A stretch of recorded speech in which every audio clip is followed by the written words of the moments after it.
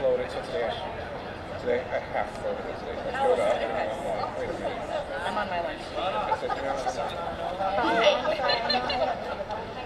Nice to meet you. I'm Deb Poland. So start at the podium and then switch over to the flags. You're going to be on one. Oh, thank you. Well, it was raining. It's raining and the sprinkles. No, I know. Look at that.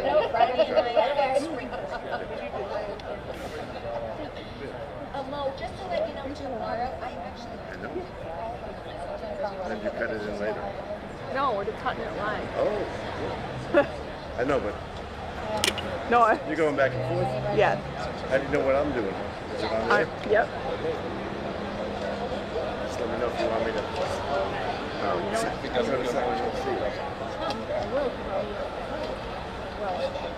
everyone's going to hear me tell you. So I just have to open. Oh, mic's on? Now mic is on? Yeah. Now? Oh, you're done. I'm just waiting. Thank you. Hi. How are you? I'm all right. Good.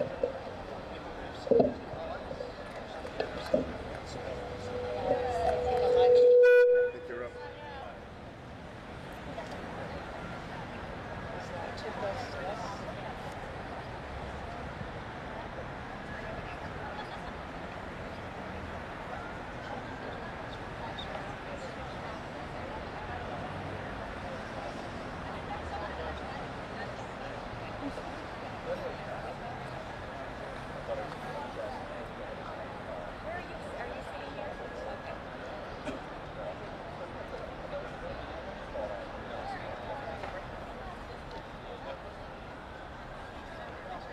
Stay right there, right where you are.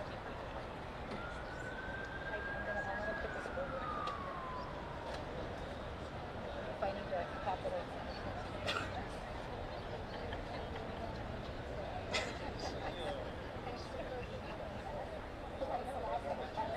We like full difference, and I wanted to make sure we did it with everything up on your phone, so I appreciate it.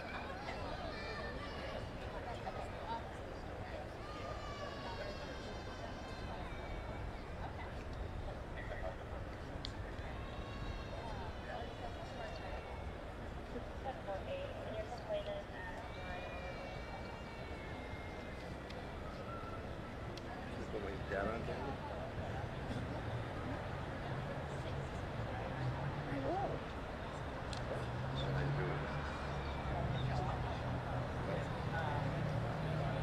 Good morning, everyone. My name is Heidi Ann Mooney, and I am the member of the American Legion Hayes Village Post 96 and the current commander. I served in the Navy and Marine Corps during and after college. I am proud of my service and thankful that it offered me the ability to meet many great people and still allows me the comradeship since I moved here. On behalf of the veterans of West Hartford, it is my honor to welcome you to our 2022 Veterans Day ceremony. We are here to remember and honor all who have served in the U.S. military since our country began. Not all veterans have seen war, but they share a common bond in the oath they took to willingly serve our nation when they raised their hand and said, "I do solemnly swear to support and defend the United States of America against all enemies, foreign and domestic, and to bear true faith and allegiance to the same."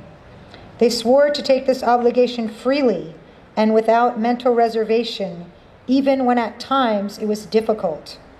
They stepped up to answer a call to serve, and when they did, their families had to also take up that call to support them and take care of the home and family when loved ones were deployed. I want to also remember and honor the families today for the duty they did in supporting their veteran. Perhaps most significant in preserving our way of life are the battles that America does not have to fight, because those who wish us harm are afraid of our Coast Guard, Navy, Air Force, Marine Corps, or Army, and the reputation each has had in history defending our country. Peaceful times are the wish of every veteran who has seen battle and who has seen war-torn countries. We can be secure at home today because of each brave warrior who has taken that oath to protect us in the air, at sea, and on land. We have 275 veterans associated with our West Hartford American Post 96, and I am proud to serve them.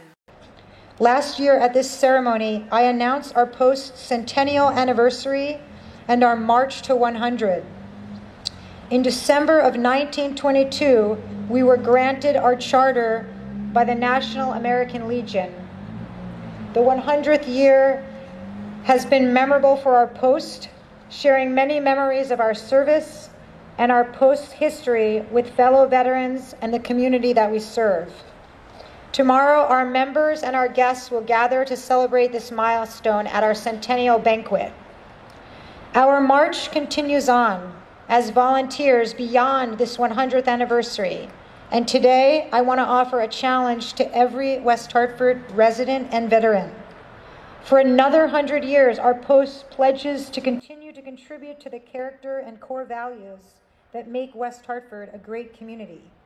We are prepared to expand vital programs that will honor our veterans, promote national and local security, promote patriotism, and mentor our youth. These are the 4 pillars of the American Legion. My challenge to you is, will you stand up and make a difference with us? How will you each step up and volunteer and give back to this community that you call home? I am a single mom. I also work full-time, but I find time to volunteer with Boy Scouts and the American Legion. I make time to give back. Why? Because it's my oath to keep serving my country, no matter what community I live in and no matter how busy that I am. I ask each of you to make time too. Find ways to volunteer and give back to the town that you live in. I would like to ask Hayes Village Post 96 Chaplain Barry Leghorn to come up and offer the invocation.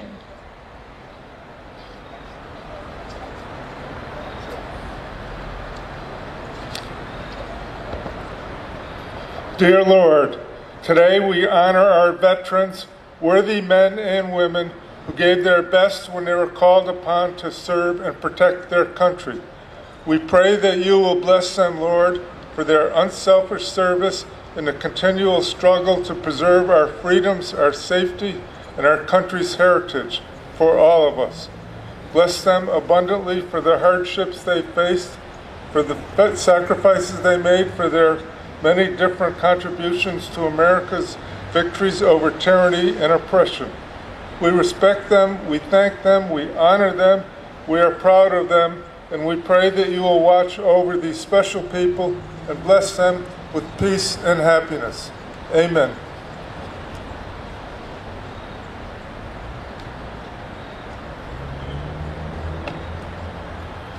Thank you, Chaplain Leghorn. Commanders of the Guard, call your unit to attention and present arms. Detail, attention!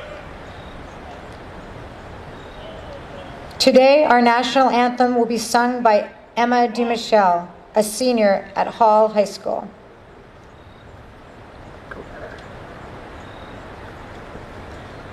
Oh, say, can you see by the dawn's early light what so proudly we hailed at the twilight's last gleaming, whose broad stripes and bright stars through the perilous fight o'er the ramparts we watched were so gallantly streaming, and the rockets' red glare, the bombs bursting in air, gave proof through the night that our flag was still there. Oh, say does that star-spangled banner yet wave o'er the land of the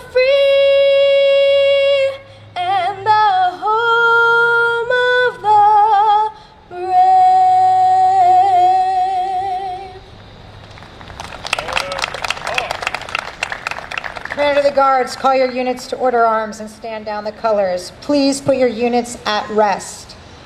Thank you, Emma, for your beautiful singing. And thank you to the West Hartford Music Program. I'd like to take a moment to recognize some people who have joined us today. Please take a seat if you can. Mayor Cantor, Senator Slapp, Representative Kate Farrar, Town Manager Rick Ledwith, Town Council members Al Cortez, Deb Poulin, and I saw Carol sneak in over here. Carol, thank you for being here today.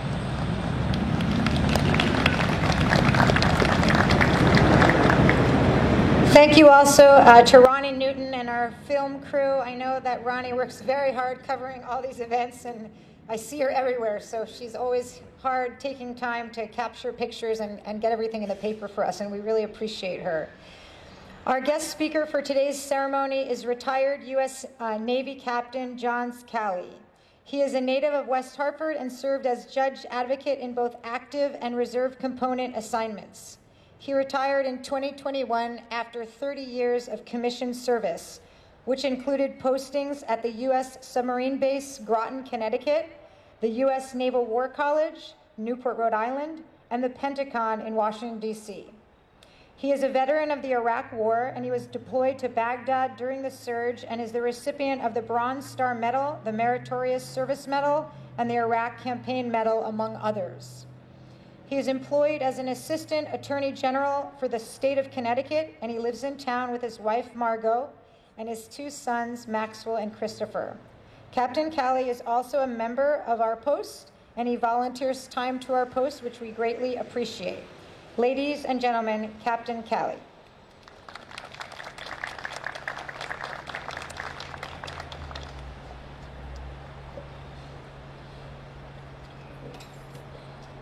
Mayor Cantor, Senator Slapp, Representative Farrar, Post Commander Mooney, fellow veterans, friends, good morning. For over a century, this day has marked a sacred moment to remember those who have stepped forward to defend our nation and protect all that we hold dear. As a native of West Hartford, my thoughts go back to my earliest recollection of this day. During the early 1970s, when most of our fathers and grandfathers were veterans, and some of our mothers and grandmothers too. Some had served in World War I, many in World War II. There were others who had served in Korea, a few in Vietnam, and others in between. They were everywhere and had returned home to West Hartford to finish school, rejoin the civilian workforce, raise their families, and live the American dream. Some would talk openly about their service, others avoided any mention, but they were all very proud of what they had done for America. To me, there was a quiet dignity, a nobility of kind about them. I admired them, and there were a lot of them. Standing here decades later, most of them are gone. Today we remember them, all those that came before them, and all those that followed.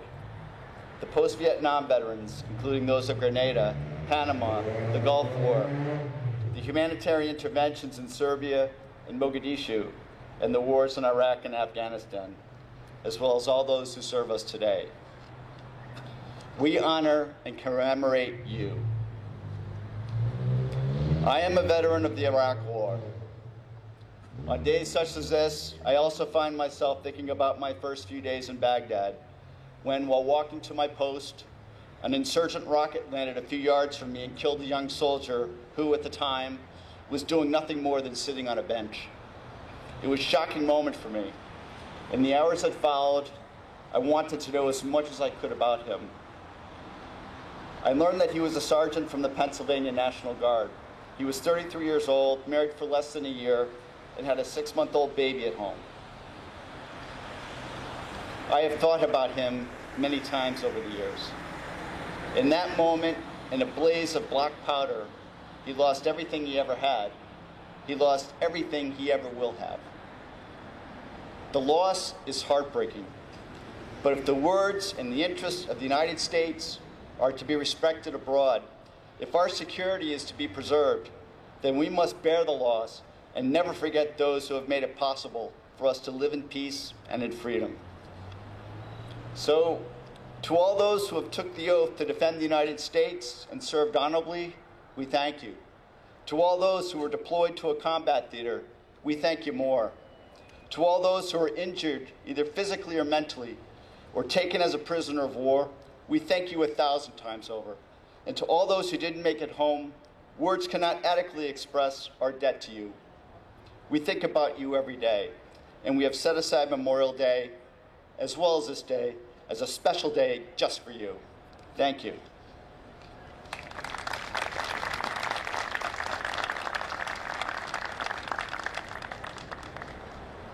Thank you, Captain Kelly.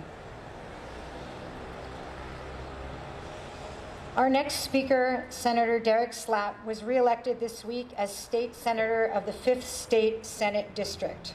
Congratulations, Senator.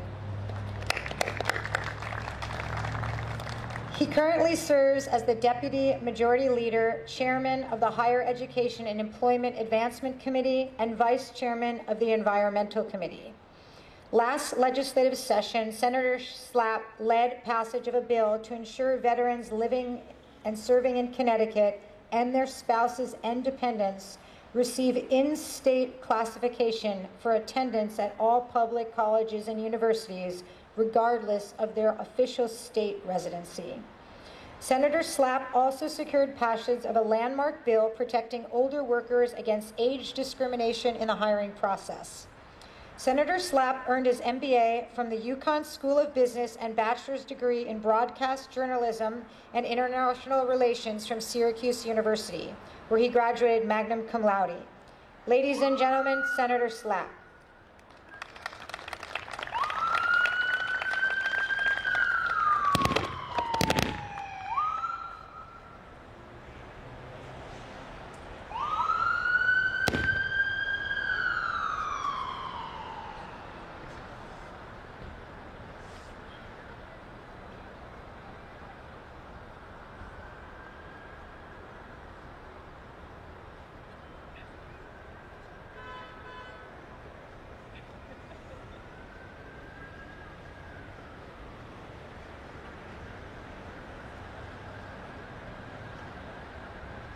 Technical difficulties. One moment, my apologies. Okay, is this better?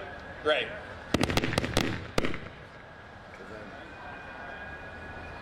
I can talk now.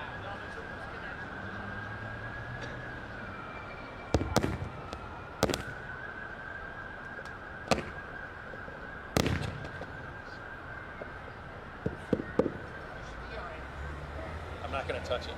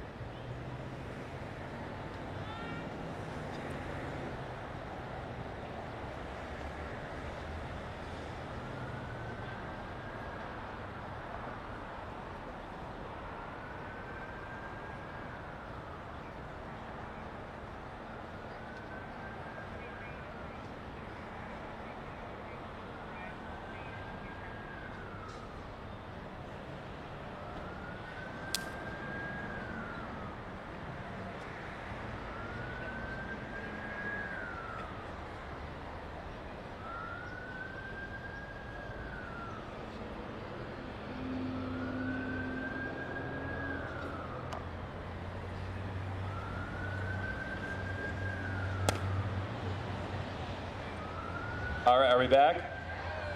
It reminds me of my days in broadcast journalism, actually. It's dead sad. There was a saying, sometimes you get the video and sometimes the video gets you when you're trying to be in broadcasting. But Anyway, thank you, and Captain, thank you for your leadership, for your courage, and for your bravery. Thank you, and for sharing that, I'm sure, very difficult story with us. And thank you to our veterans. Thank you to our first responders. I see our police officers and firefighters standing in the back. Thank you for your service. Thank you. You know, every year, Veterans Day comes very soon after Election Day. Just a couple days now, right after Election Day. And I think the timing, in many ways, is perfect. Because we've been hearing for months now how divided our country is. And in some ways it is, and in some ways it isn't. We've all seen the TV commercials. We've seen the lawn signs and the mailers, right? And there's a lot of talk about division. Well, Veterans Day is not only an opportunity, but it is an obligation for all of us to come together, right? To take the D and the R off the name now and work together. And we should hold up our veterans as role models for how to do this. Because that's what they've done, right? In service to our nation. They've come together from different parts of the country, from different backgrounds, for a common good, for a common purpose. In this case, to President Kennedy, and he said that the highest form of gratitude, as we express gratitude, is not just to express words of appreciation, but to live by them. So when it comes to our veterans, what does that mean, right? How do we really show appreciation? Certainly events like this, that's part of the way, but it's not the only way. And I think one of the ways, the first thing that comes to mind for me, is to not just thank a veteran, but to listen to a veteran today. To find a veteran, if you're not a veteran yourself, in your family, maybe it's a grandparent, a loved one, right, whoever, and to, if they're willing to share a story, to listen to the story or to ask them questions, but to really take a moment today to have a conversation with a veteran and try to glean from them some of their wisdom, just like we heard from the captain. So I think that's one way we can truly honor our veterans. The other way, I should say, is to again to use them as an example of coming together for a common good and approaching people who you might be tempted to see as other and trying to find some common humanity with them. Some of you may have heard me share this personal story before, but my father-in-law and stepfather, in many ways, could not be more different people. One of them is African-American, the other is white. One of them is a conservative Republican, the other is a liberal Democrat. One is from New Jersey, the other is from rural Oklahoma. The list and list goes on. One is a Giants fan, one's a Cowboys fan. I mean, you can't make it up, right? How different they are. However, they are both submariners. They both served during Vietnam. One was on a boomer, and for those of you in the military and Navy will know what that is. The other was fast attack. And when they got together, they would share their stories, they would connect, and it was a beautiful thing to see. Such a role model for not only me, but for my children who would witness this. And I think it is inspirational. It should be that kind of connection and coming together that our veterans can show us, right? Is something that we can all learn from. And then finally, for those of us in public office, it is our responsibility to always be thinking about how we can better support our veterans before they go to service, during their service, and then especially, of course, right, after. There is no issue at the state capitol that brings Republicans and Democrats together more than helping our veterans. I'm very proud to serve on the Higher Education Committee. You heard it mentioned just a moment ago. Myself and my colleague, Representative Farrar, who also serves on the Higher Education Committee, we were able to introduce and pass a bill this year, right, that helps streamline the process for veterans who are in Connecticut to be able to ensure that their families receive, whether it's free or in-state tuition at our public colleges and universities. It's the least that we can do. And there's more that we can do for our veterans, but it is our responsibility to do that. So I think if we do those things, right, if we find veterans to listen to and to take their advice and their guidance and their wisdom. We find a way to connect with other folks using our veterans as role models. And then whether we're in public office or we're just advocating for issues, we all need to think about how we can better support our veterans. If we do those things, not only are we going to be better people, but we're going to be a better nation. So thank you to our veterans. Thank you to our first responders. God bless the United States of America, and God bless our veterans. Thank you.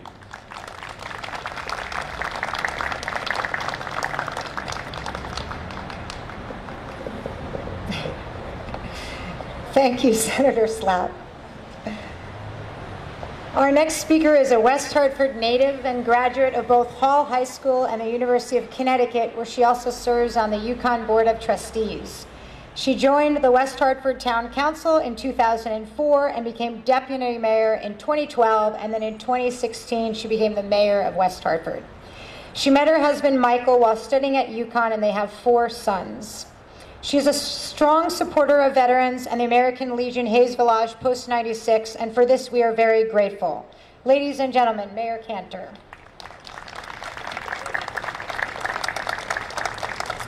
Thank you, Commander. I appreciate all that you do.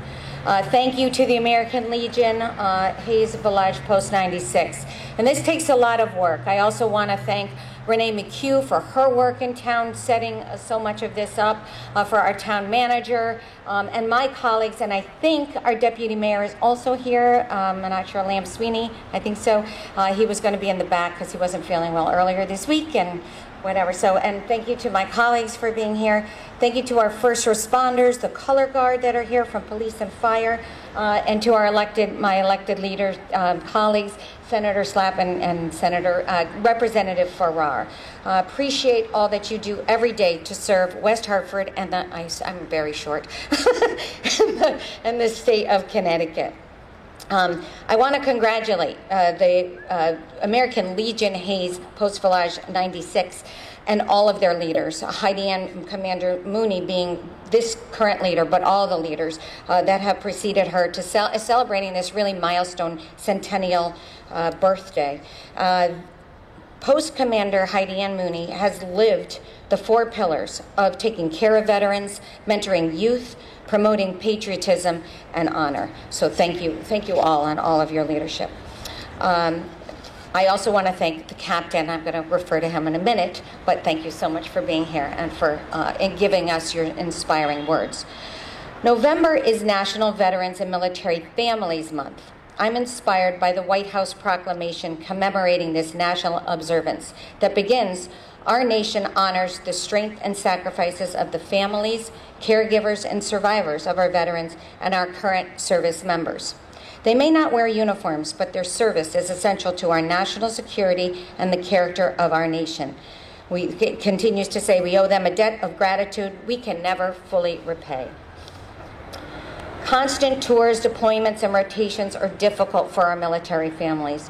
We marvel at the devotion of military families, their resilience to uproot their families every few years and move to new communities. Our guest speaker today, Captain Calley, is an example of the dedication to our country and his family's support through this 30-year career in the Navy. Captain James Calley's journey has taken him, as you heard, from West Hartford to Groton, Newport, Rhode Island, Washington, D.C., to deployment in Baghdad, Iraq, and then back home to West Hartford. And obviously we heard the painful stories that he's endured. We thank him for his service and honor, and it's an honor to have you with us today. We also owe our gratitude again to his wife, Margot, and their 2 sons, Maxwell and Christopher.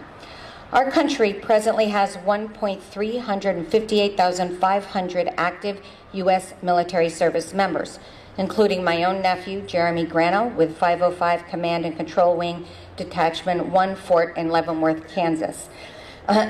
He has a wife and 2 daughters that help and support him. We also have 800,000 reserve personnel who may be on a similar journey, and 19 million veterans throughout our country. They all answered the call of duty. Behind each service member is someone who loves and supports them, a mother, father, brother, sister, child, relative, neighbor, or friend. The proclamation continues, we honor the stalwart courage and resolve of veteran families caring for their loved ones when their service in uniform concludes. We grieve alongside families of the fallen who have lost a piece of their soul. That is why we take so seriously, and why we need to take so seriously, the sacred obligation to prepare and equip our service members when we send them into harm's way and care for them and their families when they return home. Agencies such as the U.S. and Connecticut Departments of Veterans Affairs, as well as local organizations such as West Hartford's American Legion, Post 96, and our Commission on Veterans Affairs, our town commission, all play a role in helping our returning veterans. On September 21st, I had the privilege of joining Lieutenant Governor Susan Bysiewicz at Conard High School for a Vietnam Veterans Recognition Ceremony. This was to share a heartfelt thank you and a sincere welcome home that our Vietnam veterans often did not receive for their patriotic service to our country. We were able to collectively and then individually thank each veteran. I also want to again thank Renee McHugh and Essie LeBreau for their assistance in the outreach to the hundreds of veterans. After the presentations of certificates and pins, many of the veterans shared their stories of service. Many serving in the most challenging of conditions, fighting in jungles, extreme heat, witnessing and experiencing death and destruction, exposure to toxic chemicals. These veterans all shared patriotism, resilience, bravery, brotherhood, and sisterhood. We had the opportunity to thank the families of the veterans that carried the shared sacrifice for their service. Our Lieutenant Governor shared this message. Above all, your generation taught us a very important lesson, that no matter what we think about a particular war, we always must thank our veterans who served, putting their lives at risk for our country. So many of these veterans have continued to serve throughout their careers or volunteer service. Our state and federal elected officials are critical in advocating for veterans' services. And actually, today I read an email before I walked in to say United Way just released some of their data, and they said 23% of Connecticut veterans are unable to afford the basics of our country that they so selflessly defended, which is really a disturbing statistic. As residents of this great state, we encourage them to support laws that expand services and benefits to support our veterans and their families, such as improving housing, access to health care, prompt access and top-notch health care, and supporting the mental health of veterans and service members to reduce suicides and protect their families as well. The proclamation concludes, to be a veteran or service member is to have survived challenges most Americans will never know. To be the family of one of those proud patriots is to sacrifice for our country more than most Americans will ever give. During National Veterans and Military's Family Month, we pay homage to the unrelenting bravery and dedication of all of those who wear the uniform and to the unwavering love and support of all who serve alongside them. Families who put their lives on hold so our military can protect us and represent the best of America. We always remember what they do for our nation. Thank you to all of the veterans in our midst and throughout our community and our country. Thank you for being here today to honor, remember, and thank our veterans and welcome them home, and to express the gratitude to our veterans and families for their patriotism and sacrifice. We can't say thank you enough. It just doesn't do what we need it to do. But we can honor, as we've heard today, our veterans by living in their honor, by respecting each other, by giving back to our communities and country every day. God bless you all, and peace be with you all. Thank you.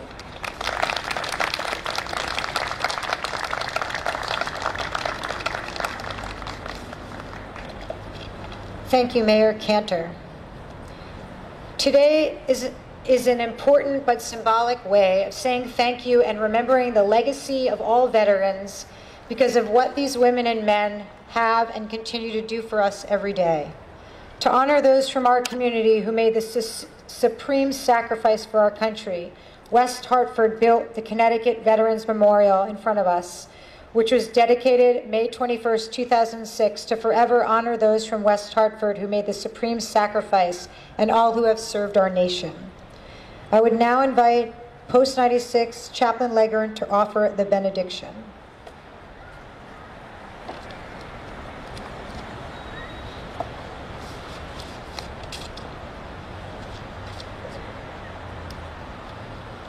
Lord, bless all those who wear the uniform, who serve our cities, our nation, our people. Bless their families. Bless those they love. Give them your great favor this day and every day.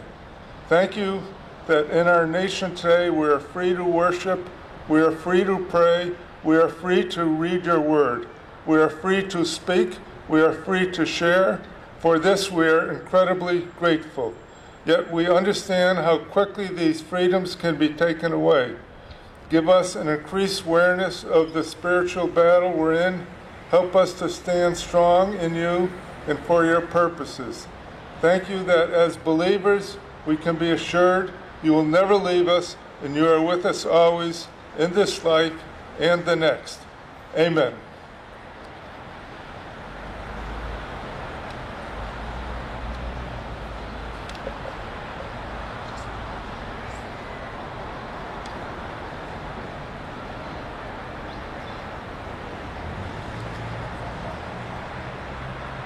I also want to remember to thank WCI for being here today. Thank you for being out and braving the weather. Thank you, Barry, for that as well, the benediction. I would like to thank our color guards, the West Hartford Police Color Guard under the command of Lieutenant Matthew Rivera, West Hartford Fire Department's Color Guard under the command of Lieutenant Ryan Shea, and the American Legion Color Guard under the command of Brendan Boyle. The ceremonial laying of a wreath at a grave site or memorial is practiced around the world. Heads of state, U.S. presidents, military, and veterans honor departed members of the armed forces or society by laying a wreath of flowers and greenery at the site. Commanders of the Guard, call your unit to attention and post the colors. Good. At this time, I would like to ask the Mayor and Captain Kelly to come forward for the placement of the memorial wreath. At the conclusion of today's ceremony, the wreath will be placed at our Connecticut Veterans Memorial. Zonder Boss, a sophomore at Xavier High School and a member of West Hartford's Boy Scout Troop 146, will render taps as the wreath is being placed. Zonder's brother is actually at West Point right now, and so I know his family who are standing in the back, thank you for letting us borrow Zonder today, are a very proud family when it comes to military. Placing the memorial wreath are members of the Auxiliary Unit 96 of Hayes Village, Post 96, Jen McLeod, the president, Jeannie Berry, the vice president, and Elaine Kotler, the historian. Elaine was recognized this year as the State of Connecticut Auxiliary Unit Member of the Year for all of her continued volunteer efforts. We really appreciate you, Elaine.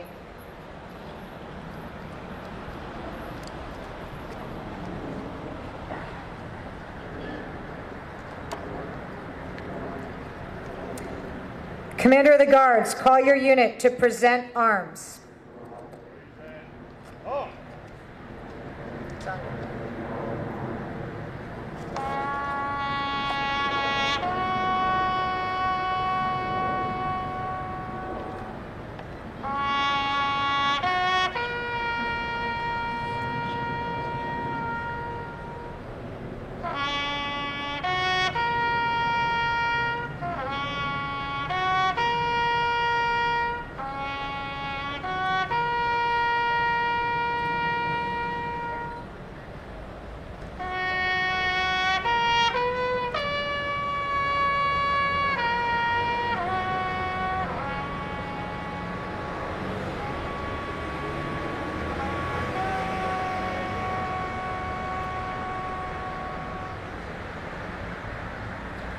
Commander of the Guards, call your unit to order arms. Thank you, Zonder Boss. Zonder Boss is a part of my Boy Scout troop, Troop 146. I always appreciate hearing him play at all of our meetings as well, for the gift that you have for that. May God bless and protect our servicemen and women in harm's way. May God bless our veterans who've kept our country free and our local police and fire department who keep our communities safe. And may God bless each of you here today and our great nation. Thank you so much for joining us today.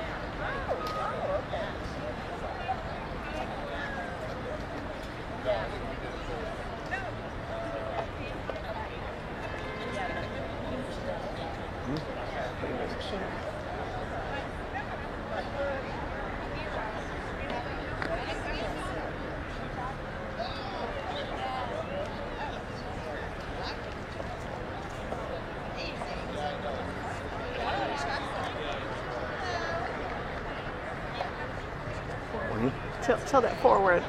That way or the other way? Huh? It's a little glare. Which way?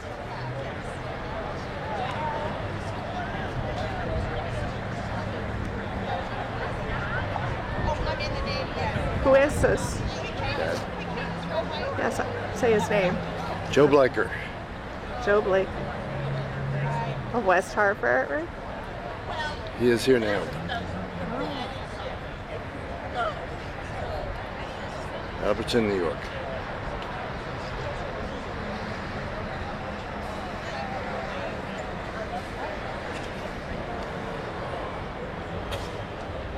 Oh wait, I didn't take it. Okay. Back again? One more time.